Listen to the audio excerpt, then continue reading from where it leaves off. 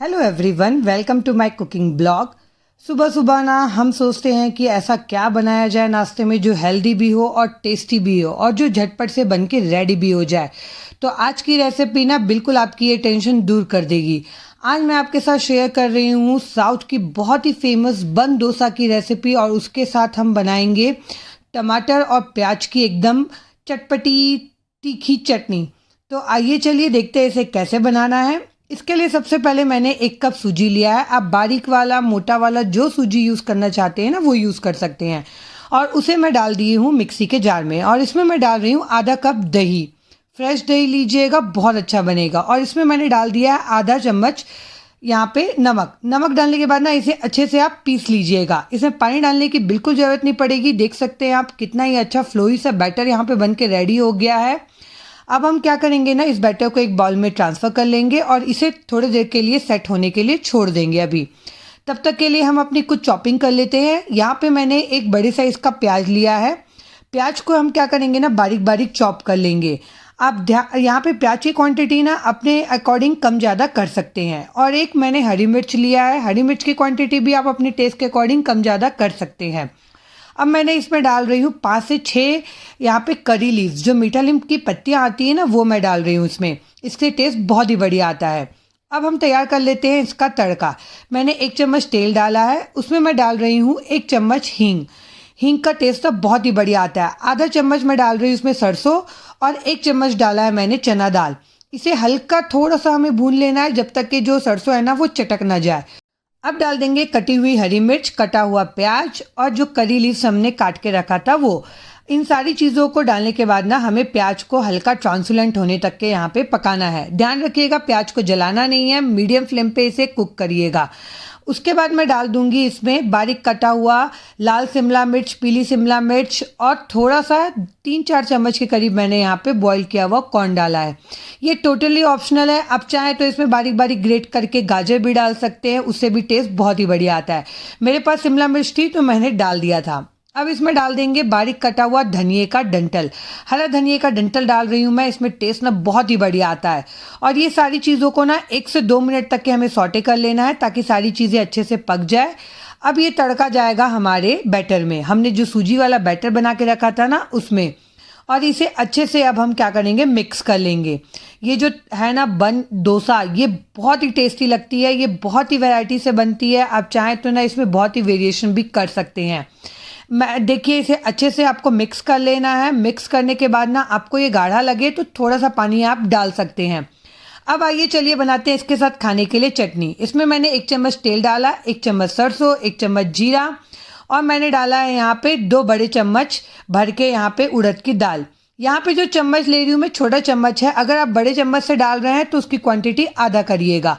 और 1 चम्मच मैं डाल रही हूँ यहाँ पे हींग। हींग से ना टेस्ट बहुत ही बढ़िया आता है। अब डाल देंगे 1 इंच बारीक कटा हुआ जिंजर, 1 ग्रीन चिल्ली, 1 सूखा लाल मिर्च डाला है मैंने, और 3 से 4 लहसुन की कलियां, और 2 प्याज को मैंने लंबे लंबे रफली चॉप कर लिया है। आपको बारीक चॉप करने की कुछ भी ज़रूरत नहीं है क्योंकि हमें इसे यहाँ पे पीसना है।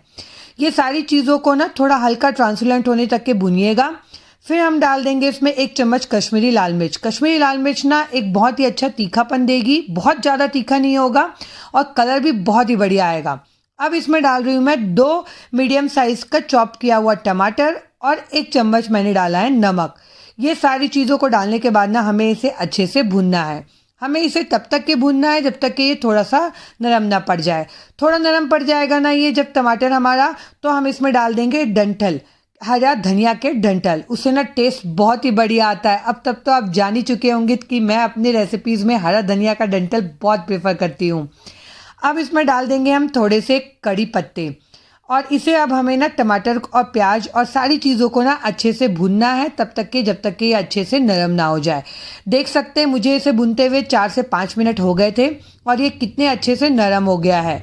अब लास्ट में फ्लेम ऑफ करने के बाद ना इसमें 1 चम्मच के करीब मैंने इमली डाल दिया है। ये टोटली ऑप्शनल है, पर ये डालेंगे ना तो बहुत ही बढ़िया टेस्ट आता है। खट्टी मीठी चटपटी सी चटनी यहाँ पे बन के रेडी होती है। ये जब थोड़ा सा हल्का सा ठंडा हो जाए ना तो इसे ट्रांसफ़र कर लेंगे हम मिक्सी के जार में। सारी चीज़ों को अच्छे से ट्रांसफ़र कर लीजिएगा, और इसे हमें अब पीसना है। ध्यान रखिएगा कि पीसते समय बिल्कुल भी पानी नहीं डालना है, बहुत आसानी से पिस जाएगी। और इस चटनी को ना आप फ्रिज में ना 1 हफ्ते तक के स्टोर करके खा सकते हैं, बहुत ही बढ़िया लगती है। डोसे के साथ आप खा सकते हैं इसे, ढोकले के साथ खा सकते हैं, बहुत ही बढ़िया लगता है।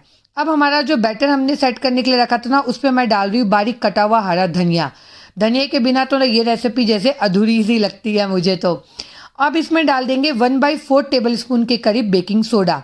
थोड़ा सा ही बेकिंग सोडा डालना है और बेकिंग सोडा डालने के बाद ना इसे हल्के हाथों से मिक्स करना है, बहुत ज़्यादा ओवर मिक्स मत करिएगा यहाँ पे, नहीं तो आपका जो बन डोसा है ना वो प्लफी नहीं बनेगा, इस बात का ध्यान रखिएगा। देख सकते हैं आप हमारा बैटर रेडी है। अब इस बन डोसा को मैं बना रही हूँ तड़के वाले पैन में। तो तड़के वाले पैन में मैंने क्या किया है, 1/4 टेबल स्पून के करीब यहाँ पे ऑयल डाल दिया है। और जब ये अच्छे से गर्म हो जाएगा ना, तो इसमें 1 चम्मच हम डाल देंगे अपना बैटर। आप ध्यान रखिएगा यहाँ पे बहुत ज़्यादा बैटर मत डालिएगा, वरना अंदर जो बन डोसा है ना वो सिकेगी नहीं अंदर तक के अच्छे से। तो इस बात का आप ध्यान रखिएगा। छोटे चम्मच में 1 चम्मच के करीब बैटर डालिएगा। अब इसे क्या करेंगे, जब एक साइड अच्छे से सिक जाए ना, तो कॉर्नर्स को पहले निकालेंगे और इसे आप पलट लेंगे। बहुत ही ईजिली पलट जाती है। आप देख सकते हैं कितना ही बढ़िया कलर आया है इसका।